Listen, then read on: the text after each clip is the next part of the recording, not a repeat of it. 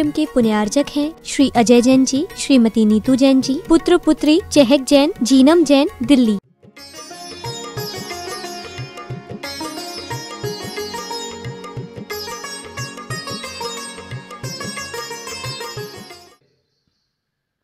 आचार्यों ने लिखा है, पहले तो संसार ही मत करो। अगर संसार करते हो तो कम से कम महाव्रत पालन नहीं कर सकते तो अनुव्रत का पालन अवश्य करना चाहिए। इसीलिए समंतभद्र स्वामी ने श्रावक के अष्टमूल गुण में 5 अनुव्रत डाल दिया। 5 अनुव्रत ही कम से कम पालन करें। तो उसमें एक कुशील नाम का अनुव्रत है, तो उसका उन्होंने लक्षण बता दिया है। स्त्री, एक परस्त्री और एक स्वस्त्री, ये 2 चीज हैं। अपनी जाति कुल और से सहित माता पिता की अनुज्ञा से दोनों परिवार के कन्या के साथ विवाह हो जाना, उसको सद्विवाह कहा है। मार्ग सिर्फ यही है। क्या मार्ग बता दिया? शादी नहीं हुई तो ब्रह्मचर्य का व्रत का पालन करे। शादी होने के बाद स्व स्त्री व स्व पुरुष का छोड़ करके पर पुरुष का त्याग करे, और विधवा हो जाती है किसी कारणवशात तो जीवन भर ब्रह्मचर्य का पालन करे। इस प्रकार के शास्त्रों का नियम है। तो यहां पर कह दिया है परस्त्री, परस्त्री का सेवन कभी नहीं करे। स्वस्त्री है, उसी में सुखी रहे,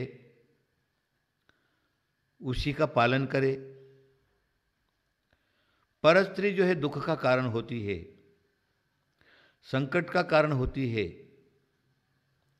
और जो परस्त्री सेवन करने वाला है उसका राजकाज सब नष्ट हो जाता है, कुछ भी नहीं रहता।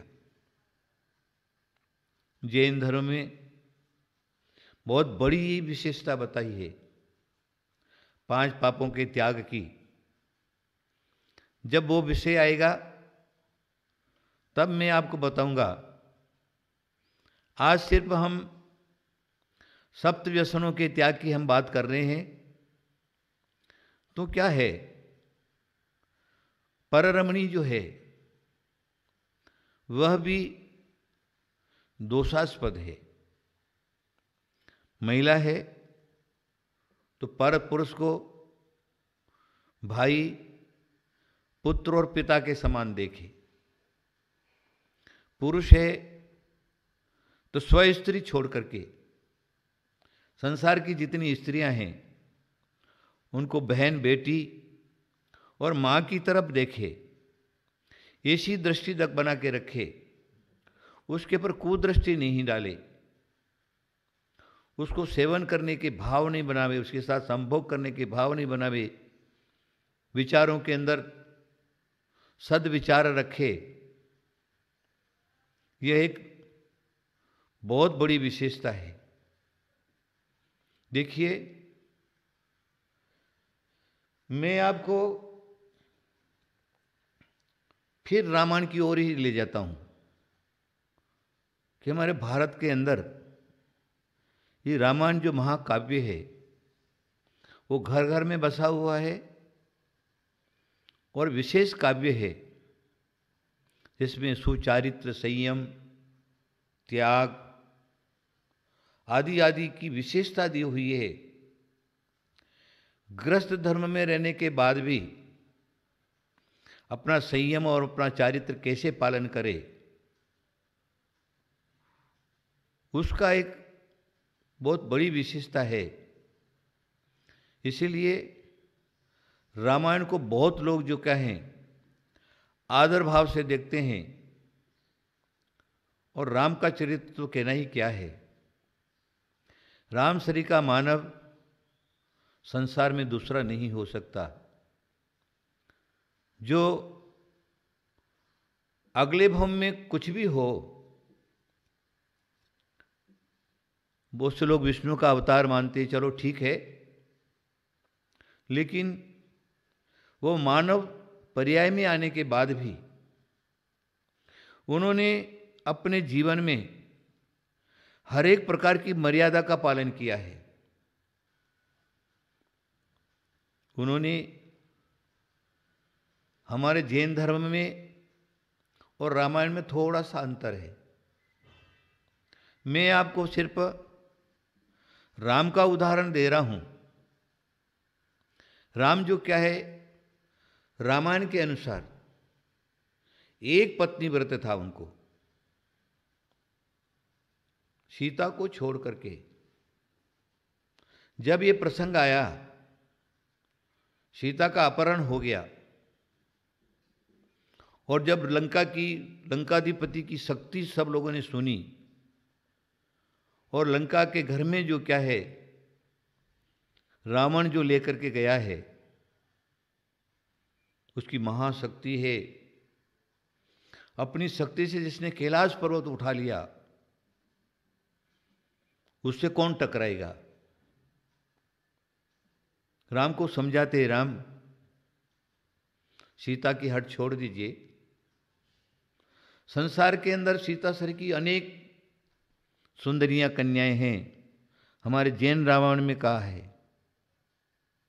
जब ये सुग्रीव, हनुमान, अंगद वगैरह सारे के विराधित वगैरह सारे मिलते हैं, और जब ये सुनते हैं, तब रावण की शक्ति से सब लोग कांपने लगते हैं। राम के चरणों में जाकर के प्रार्थना करते हैं, राम सीता आपको इस जीवन में कभी नहीं मिल सकती। बोले कारण? अरे बोले कारण क्या, लंकाधिपति रावण जो है वो सीता को लेकर के गया है।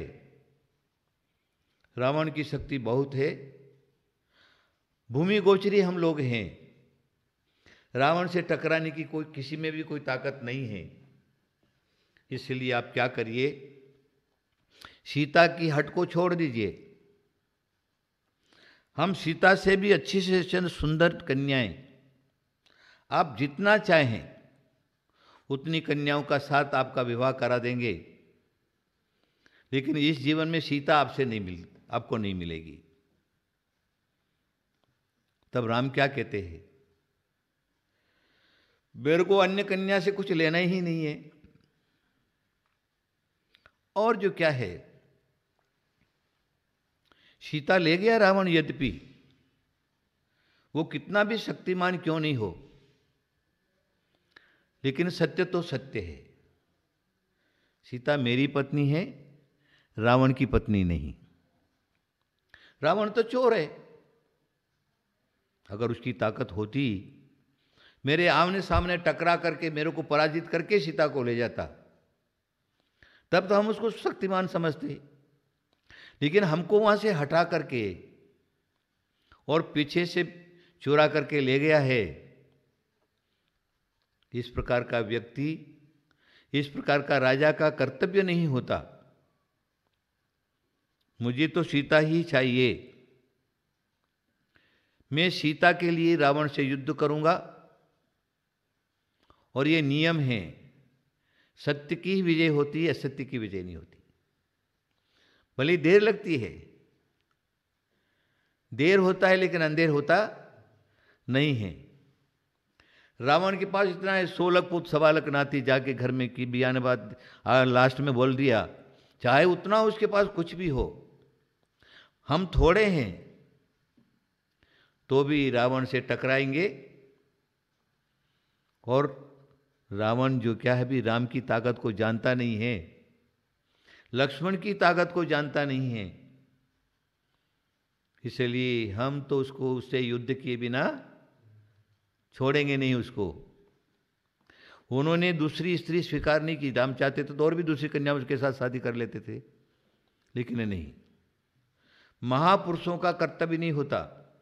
स्वयं की स्त्री संकट में फंसी हुई है और दूसरी स्त्री को साथ विवाह कर दिया और उसको संकटग्रस्त करके और अपने आनंद में वो रहने लगे, ये महापुरुषों के जीवन का कर्तव्य नहीं होता।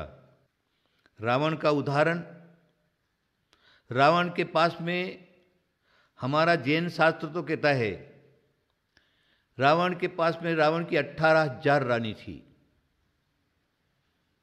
कितनी? 18,000। तो भी रावण परस्त्री आसक्त हो गया। सीता रावण की पत्नी नहीं थी, राम की पत्नी थी, परस्त्री थी। अब हमारे जैन, हमारे धर्म के शास्त्रों में लिखा है, अब आप सोच लीजिए रावण के पास क्या बचा। बहुत कुछ समझाया लोगों ने, बहुत समझाया रावण को कि सीता आपकी पत्नी नहीं है। विभीषण जी ने समझाया, दूतों ने समझाया, लंका में रहने वाले अच्छे अच्छे लोग थे उन्होंने उसको समझाया। लास्ट में रावण की पत्नी मंदोदरी ने उसको समझाया, लेकिन वो समझने के लिए तैयार नहीं हुआ और अंत तो गत्वा परस्त्री आसक्त जो है उसने महासती सीता का कुछ बिगाड़ा नहीं है। सिर पर उठा करके ले गया और अशोक वाटिका में ले जाके रख दिया और जितने दिन लंका में रही तब तक वो मनाता रहा, तू मेरी पत्नी बन जा, तू मेरी पत्नी बन जा, तू मेरी पत्नी बन जा, है ना। सिर्फ जो क्या है, भावों से होने वाला पाप, मन से होने वाला पाप, उसके कारण 16 पुत्र, सवालक नाती, इतना वैभव होने के बाद वहाँ के घर में दिया न बाती, कोई दीपक जलाने वाला भी नहीं रहा, कोई बाती जलाने वाला भी नहीं रहा, सब नष्ट भ्रष्ट हो गया। तो क्या है, कहने का क्या आशय है? ये उदाहरण जो मैंने आपके सामने प्रस्तुत किए हैं आपको सिर्फ समझाने के लिए है, विशेष कहने की कोई आवश्यकता नहीं। समझदार को इशारा काफी होता है। आप अवश्य ही समझिए, अपने जीवन में कभी भी किसी प्रकार का कोई व्यसन है उसको मत आने दीजिए। जहां पर शराब पीने की बात है, आजकल शराब तो एक शौक हो गया। आचार्य कहते हैं वो भी एक प्रकार का व्यसन है। उससे भी क्या होता है, सब तन मन धन नष्ट हो जाता है। हम देखते हैं ना, अनेक प्रकार के परिवार हैं, उन परिवारों में उनका लड़का, उनका पति आदि अगर शराबखोरी करता है, उसके घर में कुछ नहीं बचता, क्योंकि उसकी एक आदत पड़ जाती है और कितना प्रयत्न करने के बाद भी वो शराब पीना नहीं छोड़ता। और कहीं कहीं तो इतने झगड़े होते हैं पति पत्नी में, माँ बेटे में, पिता बेटे में, परिवार में, और नशे में अनेक प्रकार के इस प्रकार के पाप कर बैठता है जिससे उसको फांसी हो जाती है अथवा उसका कत्ल हो जाता है, उसका घर बार नष्ट हो जाता है, पुलिस थाना सजा, ये सारे के सारे अभी वर्तमान में देखने को मिलता है। आजकल के लोग जो क्या है, व्यसनी हो गए, किसी बात को मानने के लिए तैयार नहीं, और एक शराबखोरी जनरल हो गई। पुरुष तो पीता ही पीता है, होटलों में, क्लबों में जाकर के आजकल की महिलाएं भी उसको पीने लगी। अच्छे अच्छे जाति और कुल वंश परंपरा के लोग जो क्या हैं, वो सहजता देशी शराब, विदेशी शराब, बियर आदि जो शरीर को नष्ट करता है, अभी देख लीजिए आप, बीड़ी, सिगरेट, पान, तंबाकू, गुटखा, ये जनरल हो गया। लोगों के देखते हैं उनके मुंह में कुछ न कुछ ठूसा ही हुई रहता है, कुछ न कुछ तो भरा ही रहता है। हमारे सामने भी आकर बोल नहीं पाते, पापा बोलते, उनके मुंह से थूक उड़ता है ना। और जिधर देखो उधर थूकते फिरते, जिधर देखो उधर थूकते फिरते, सारी धर्मशालाएं गंदी कर देते, सारा रूम गंदे कर देते, है ना। और लास्ट में आजकल वैज्ञानिकों के, डॉक्टरों ने सिद्ध कर लिया कि जो शराब पीता है उसको नियम से कैंसर होता है, उसके फेफड़े खराब हो जाएंगे, उसकी किडनी खराब हो जाएगी, उसका लीवर खराब हो जाएगा, ब्लड कैंसर हो जाएगा या ट्यूमर कैंसर हो जाएगा। जिसको एक बार कैंसर हो गया, संसार में उसको कोई बचाने वाला नहीं है। भी कैंसर की तो कोई दवाई निकली ही नहीं है। मैं बोलता हूँ हर साल हजारों लोग कैंसर से मरते हैं। और वो कैंसर कब होता है? अति शराब पीने से अथवा बीड़ी, सिगरेट, तंबाकू, पान पराग, गुटखा खाने से। ये जीवन की जो हानि होती है आप देखते हैं। और मैं समझता हूँ टीवी, मोबाइल, पेपर, इन सबों में फर्स्ट पेज पर ही सारी की सारी बातें आती है और लोग देखते भी हैं, देखते भी हैं, देखते भी हैं, लेकिन अपने उसी तरफ जा रहे, वो विचार नहीं करते कि हमारा क्या होगा। इसलिए ये भी शराब पीना, बीड़ी, सिगरेट, पान पराग, तंबाकू आदि खाना, ये भी एक प्रकार का व्यसन है। टाइम मेरा हो गया है, मैं ज़्यादा अब आपको कुछ नहीं कहूँगा, सिर्फ इशारा दे रहा हूँ। आप अपने जीवन में किसी तरह से अगर सुख चाहते हैं तो अपने जीवन में व्यसनों को नहीं आने दीजिए। तो जो सद्ग्रस्त है, अष्टमूल गुण का धारी, सप्त व्यसनों का त्यागी, देव दर्शन रोज करना, रात्रि भोजन नहीं करना, ये सद्ग्रस्त का कर्तव्य है। हम श्रावक नहीं बन सकते हैं तो कम से कम सद्ग्रस्त तो बने। आपको सुख मिलेगा, शांति मिलेगी, शरीर निरोगी रहेगा, भावना अच्छी रहेगी और आगे का जीवन आपका सुखी हो जाएगा। आगे आपको मोक्ष का मार्ग मिल जाएगा। इसीलिए समंत भद्र स्वामी ने कह दिया, ग्रस्तो मोक्ष मार्गस्तो।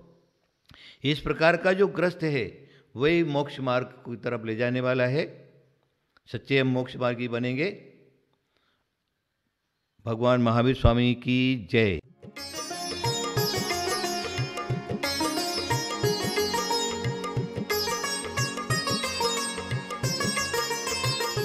इस कार्यक्रम के पुण्यार्जक थे श्री अजय जैन जी, श्रीमती नीतू जैन जी, पुत्र पुत्री चहक जैन, जीनम जैन,